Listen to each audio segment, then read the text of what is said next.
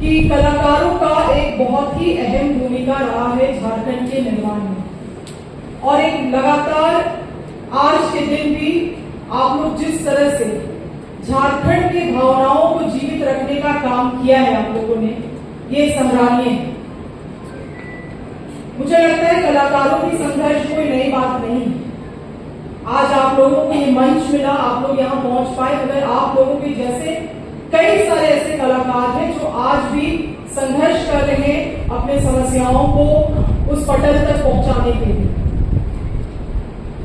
हमारा दायित्व बनता है सरकार के अंग होने के नाते कि आप लोगों की समस्याओं को हम लोग सरकार तक लेके जाए, और क्योंकि सरकार के साथ हम लोग अलायंस में हैं, तो हम लोग अपनी तरफ से कई सारी समस्याओं का पहल भी करेंगे।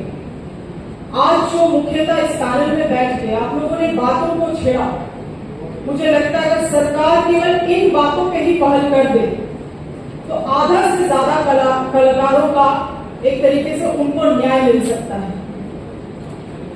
बहुत ज्यादा चीजें करने की जरूरत नहीं है। बहुत सारी चीजें जो हो रही हैं उनको केवल एक स्ट्रक्चर में लाने की आवश्यकता है।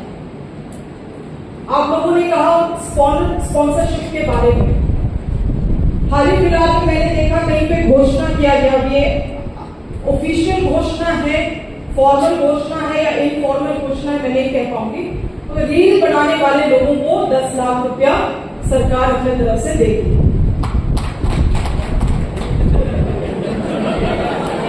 अब मैं आगे से क्या कमेंट करूं साली के बारे में, इससे मैं थोड़ा कंफ्यूज हो गया। बट आई फील कि देखिए इन चीजों में, ऐसे गिव अवेज में थोड़ा हमें भी, हम जैसे सरकार के अंग को भी थोड़ा इसमें कॉन्सेप्ट डालने की जरूरत है। आज बहुत सारे ऐसे कलाकार हैं जो प्रोडक्शन कर रहे हैं मगर उनको फंडिंग की कमी है। क्या वैसे 10 लाख रुपया जो रील्स के बजाय क्या ऐसे मूवी प्रोडक्शंस को स्पॉन्सर करने के लिए दी जा सकती है? आप लोगों ने बहुत अहम चीज को कहा कि सरकार को जो लोग सुझाव दे रहे हैं क्या वो राज्य के हित में, राज्य के कलाकारों के हित में है? ये बहुत बड़ा सवाल है, और यही कारण है कि ऐसे पैनलिस्ट और या एडवाइजरी बोर्ड कलाकारों की सरकार के कला संस्कृति विभाग के साथ अटैच होना चाहिए। ये भी सुझाव मैं सरकार के सामने रखने का काम करूंगी। मैं इस बात से बहुत सहमत हूं कि हमारी जो पारंपरिक वाद्य यंत्र है, पारंपरिक जो गीत गाना, लोक गाना है, वो सभी डाइल्यूट होते जा रहे हैं, धूमिल होते जा रहे हैं। सबसे बड़ा इसका कारण है ये जो हाल ही फिलहाल के दिनों में डीजे कल्चर शुरू हुआ है। चाहे वो शादी की बात कहे या हद तो हो गई कि सरूल में अब आपको बेरली कोई वाद्य यंत्र देखने को मिलता है। ये सरकार को एक बहुत ही रेडिकल डिसीजन लेना होगा, और इस बात को सरकार तक पहुंचाने का भी काम करूंगी, और होपफुली कोई सकारात्मक कदम उठाए कि खास करके हमारे सरूल जैसे, कर्मा जैसे जो जुलूस निकलती हैं, कार्यक्रम समारोह होती हैं, उसमें ये डीजे कल्चर को बैन किया जाए। पॉसिबली ये कई लोगों को बिजनेस व्यापार देता है, मगर हमारे संस्कृति को तबाह करने में इनका बहुत, डीजे कल्चर का बहुत बड़ा हाथ है। आप लोगों ने कहा हेल्थ इंश्योरेंस, पेंशन एक्सेट्रा, जो एक नीति के तहत सरकार निश्चित रूप से कलाकारों के लिए ला सकती है। इच्छा शक्ति केवल सरकार में होनी चाहिए।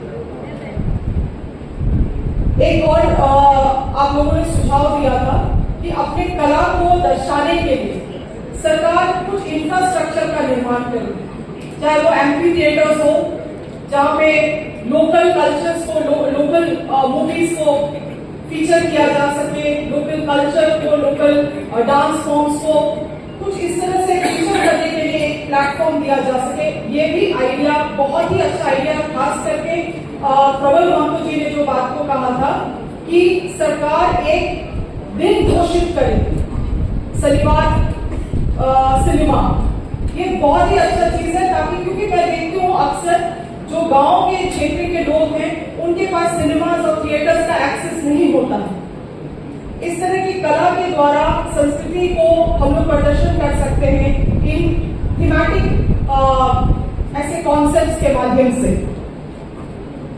आप लोगों का बहुत अच्छा सुझाव आया है जिसको मैं रिएक्ट नहीं कर रही हूँ, मगर मुझे लगता है कि तमाम चीजों को हम लोग सरकार तक पहुंचाने का काम करेंगे। आज हम लोग बहुत ही अजीबो दौर से गुजर रहे हैं जहां पे सिनेमा को, आर्ट को, इतिहास को पॉलिटिकल एजेंडा सेट करने के लिए इस्तेमाल किया जा रहा है एक टूल के तरह। बहुत लोग पैसा के लोभ में, लालच में इन चीजों को प्रमोट भी कर रहे हैं, गलत चीजों को परोसने का भी काम कर रहे हैं। मगर आप जैसे कलाकार जो लगातार सच्चाई के साथ खड़े हैं, अपने संस्कृति परंपरा के साथ खड़े हैं, मुझे लगता है आने वाले समय में आप लोगों का बहुत बड़ा भूमिका होने वाला है। क्योंकि आज आप देखेंगे तो कुछ ऐसे भी लोग हैं, मनुवादी सोच के लोग, जो लगातार अपने एजेंडास को लागू करने के लिए ये जो डाइवर्सिफिकेशन है, हमारे बीचों बीच में जो विभिन्नता है, खास करके भाषा की विभिन्नता, उसको खत्म करने का प्रयास किया जा रहा है। न्यू एजुकेशन पॉलिसी में अचानक से ये लोग बहुत जोर तो देते हैं कि भाषा में लोकल भाषा को, मदर टंग को प्राथमिकता देना चाहिए। मगर आप ऐसे मदर टंग के प्राथमिकता के लिए आप कर क्या रहे हैं? उन चीजों के लिए आप क्या सोल्यूशन निकाल रहे हैं? सोल्यूशन नहीं है, पॉलिसी में केवल एक पॉइंट ऐड कर देना, मगर उन चीजों को इम्प्लीमेंट करने के लिए कोई राह नहीं देना सरकार को या आम पब्लिक को, ये बहुत चिंता का विषय है। आप देखेंगे कि धीरे धीरे सभी भाषा धीरे धीरे खत्म होते जा रही हैं। आज जो इतना बड़ा लड़ाई साउथ इंडियन स्टेट्स लड़ रहे हैं कि हिंदी भाषा को हमारे ऊपर फोर्सिबली इम्प्लीमेंट ना किया जाए, मुझे लगता है मैं उस लड़ाई के साथ सहमत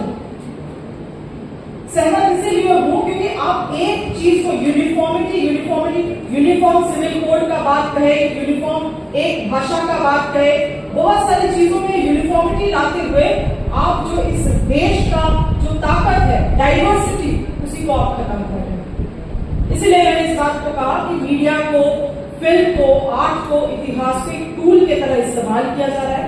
आप लोगों के विचारों को सुन के मुझे ऐसा लगा कि आज भी कला के क्षेत्र में कुछ स्कोप है कि we can still fight for the truth, we can still promote the truth. So thank you so much. आप लोग यहाँ आए, आप लोगों ने अपना सुझाव दिया। इन सभी सुझावों को बहुत गंभीरता से लेते हुए हम लोग जो भी पहल इसमें कर पाए, क्योंकि आज जो आप लोगों को सम्मान हम लोगों ने दिया है, ये पूरा तभी हो पाएगा जब ये मिस्टिकल हम लोग सच्चाई में धरातल में उतार पाए। धन्यवाद।